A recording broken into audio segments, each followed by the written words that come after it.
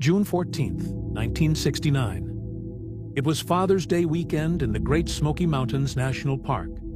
6-year-old Dennis Martin was playing hide-and-seek with his brother and cousins.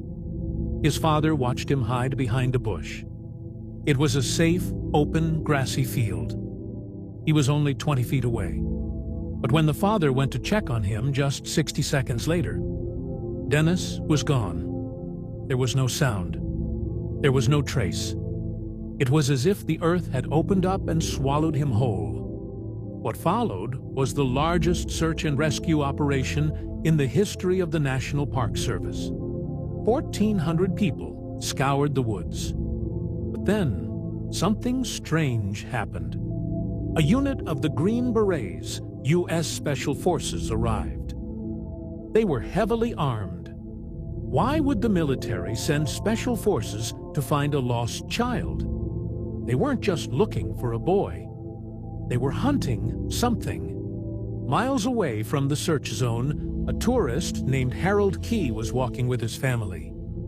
They heard a sickening, agonizing scream. Harold looked into the woods and saw something that terrified him. He saw a man, but it wasn't a hiker. Harold described a wild man, covered in hair, moving unnaturally fast through the trees. And the creature was carrying something slumped over its shoulder. Something the size of a small child. Harold Key reported this immediately to the park rangers. But instead of investigating, the FBI arrived. They interrogated the Key family for hours. Then, they told them that the sighting had no connection to the missing boy. They claimed the wild man was just a bear. But bears do not run on 2 legs, and they do not carry victims on their shoulders. The sighting was buried in classified files for years. The Dennis Martin case sparked a terrifying theory. Are there feral humans living deep in America's national parks? People who have reverted to a primitive, cannibalistic state? Maps show a disturbing correlation between extensive cave systems and people who go missing. The Green Berets knew what was out there. They went in to clear the nest. Dennis Martin was never found.